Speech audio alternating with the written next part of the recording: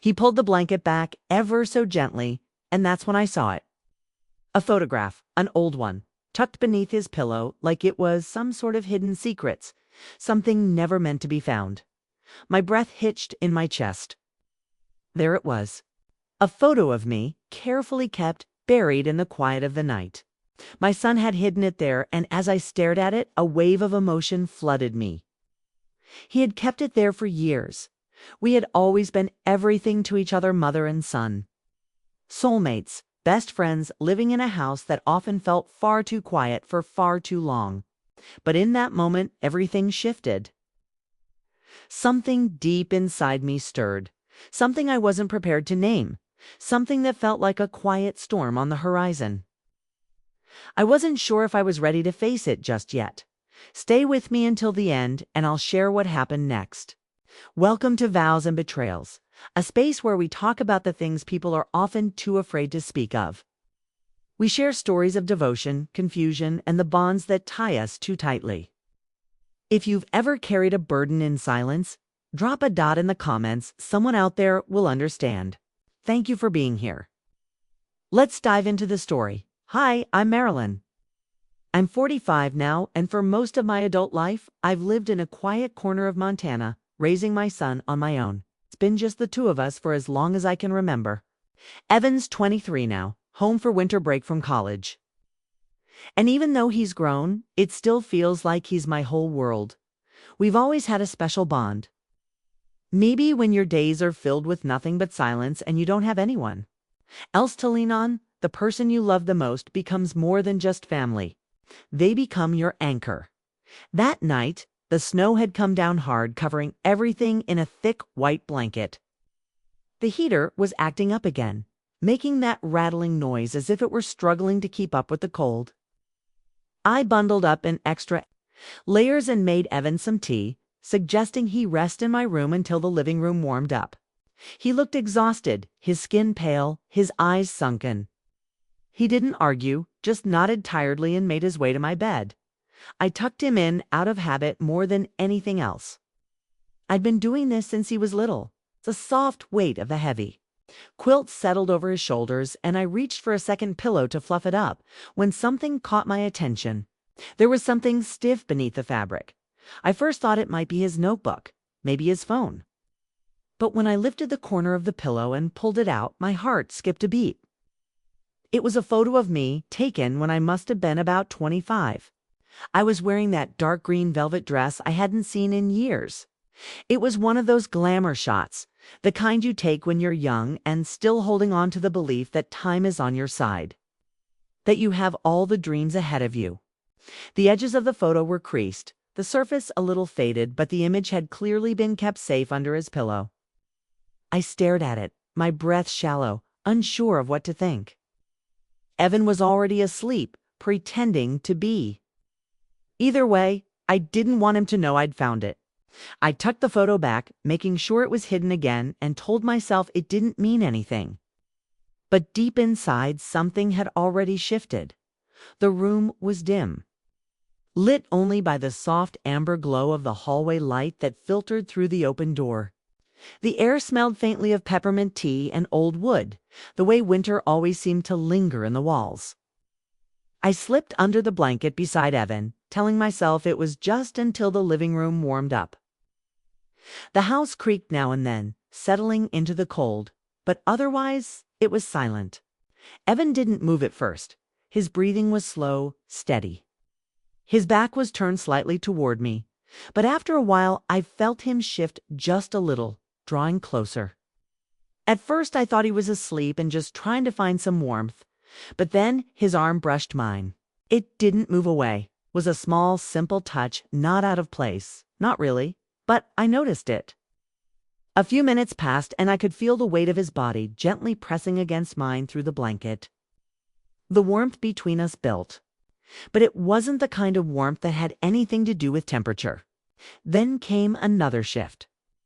Evan's leg brushed against mine, slowly, softly. I froze not out of fear, but uncertainty. I stared at the ceiling, trying to make sense of the sensation. Was he Evan awake? Then I felt it again, his hand lightly resting. Near my wrist, not holding, not grabbing, just resting. It was a gesture so familiar, like something from when he was little and scared of thunderstorms.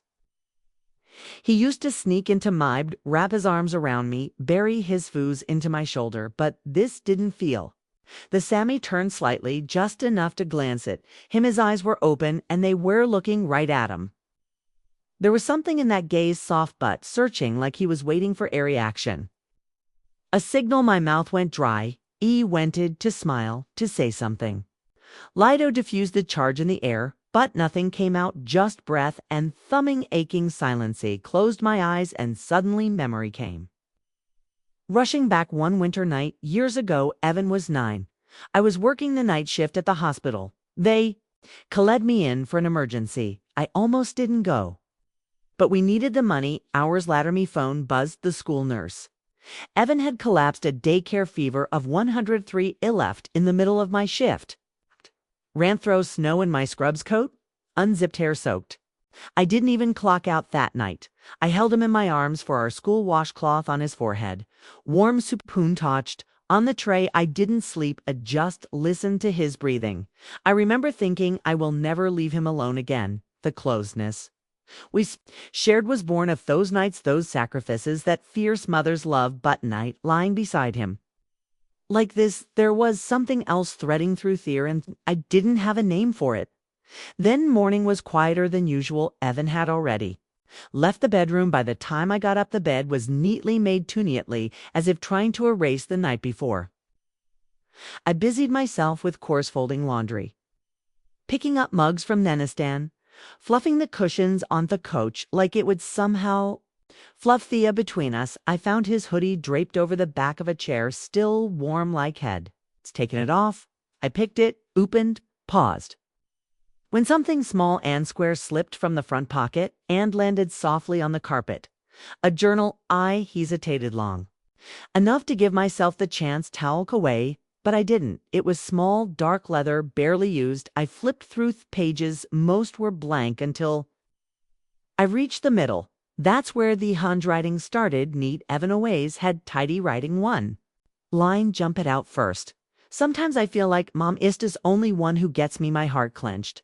But it wasn't just the tenderness that struck me. It was what followed. But this closeness, it scares mites too much sometimes. Like I can't breathe, and I don't know how to say any of it, not even to her. I sat down on the edge of the bed, the journal still opening my lap. I read that passage again, slower this time, like maybe it would make more sense if I gave it anotherchance, but the words stayed the same. Huas. Afraid not of me, but of something between us, something unspoken, unnamed, but it's very real, and I had felt it too last night. Wasn't an isolated moment. It was a ripple from something deeper, a bond that had twisted somehow into a shape neither of us recognized. Anymore, the afternoon sun barely reached through frostless windows. I was still clutching the journal when the doorbell rung. It startled me, not because of the sound, but because it pulled me out of me thoughts. Like a sharp tug on a thread already frying. I tucked the journal into a drawer and answered the door. Hey, Marilyn.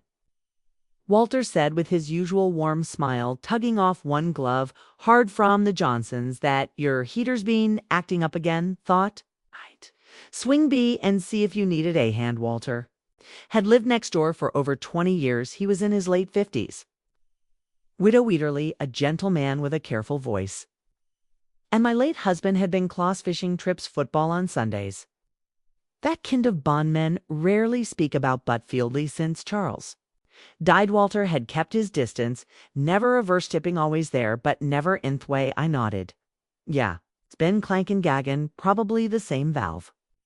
It always is. He stepped inside, stomped the snow off his boots, and headed toward the basement with the ease of someone who'd it before Evan appeared in the hallway. Just as Walter passed through, they exchanged a brief glance, polite but stiff. Evan dot say anything. He leaned against wall, arms crossed, expression unreal. I joined Walter downstairs. For a moment we exchanged small talk, old wiring, weather turning colder than usual this year. The usual Montana grumblings, but the whole time I could feel Evan's presence upstairs like static watching, glistening back up in the kitchen, I powered Walter some. Coffee, we sat at edible steam, curling in the space between us. So Walter said slowly, eyes fixed on his mug, "How's Evan doing?" The way he said it, it wasn't just small talk, his quiet, I replied, stirring cream into my cup. Walter nodded, then looked. Up at Mether was a weight behind his gaze, like wanted to say more. I felt caught like standing between two versions, of myself, the mother, and something goals Evan's stare from the hallway. Stilling yard in my mind, and Walter, he knew something. He didn't say it, but I could see it in his eyes. It was just past 7 when Walter came back. Then next evening the heater was humming steadily, now fixed, but he said he wanted to check on it once more to be sure. He knew better. This wasn't about valves or wires. We sat again at the kitchen table, quiet between us. That wasn't uncomfortable, but heavy with unseatings. Evan wasn't around. He'd gone for a walk, or so he said. The house finally felt still. Walter cleared his throat. He almost didn't come back tonight, he began, his voice lower than usual. I looked up. He wasn't touching his coffee. I didn't want to say anything out of line. He continued, "But I've seen things." Marilyn, not all at once, just little piecements. He paused, then leaned in slightly. "I think you know what I mean." It swallowed. The silence between us throbbed, like a wound we both had been pretending didn't exist. "I'm not judging," he added quickly. "God knows I am not. I've lost someone too. I know what loneliness does."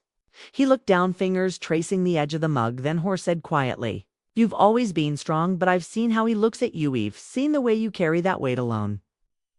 I didn't respond. "I couldn't carry about you," he finished. "Always have bet."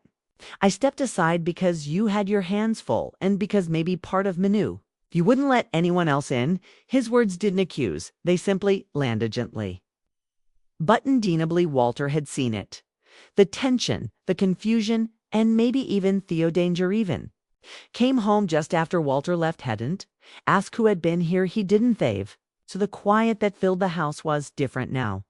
No longer the saw of avoidance, but the silence that comes right before something important is. Sade stood in the hallway looking at Malek. He was waiting for permission and nodded toward the couch. He sat down first. I followed, but kept a small space between us. Neither of us spoke right away. Then softly he said, "I saw you with Walter." I took a breath, careful. "Yeah." He stopped by to check on the heater. Avon nodded, then after a moment, "I don't like the way he looks at you." That landed like a stone between us. "Evan," I say gently, "he's an old friend. He's been around a long time. I know that's the problem." His voice cracked, not angry but true. He looked down at his hands. "I don't know what's happening to me. I just feel like you're all I've got. And when I see someone else getting close to you, makes me feel like I'm disappearing." I leaned forward, heart tight. "I know you feel that way," I say, "but I can't be the only place you turn. That's not fair to you or to me." He blinked quickly, jaw tight. Then he whispered, "I don't want to lose you." "You won't," I said, "but we have to make space so we can both breach again." He nodded slowly, eyes glassy buttoned or standing in them for the first time mine days. I felt a soft shift, like we were finally standing on the same ground again, it as a boy and the mother who had received them, but as two people learning how to let go.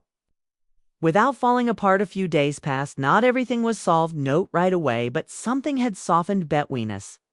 The air felt lighter, like we were no longer guarding ourselves.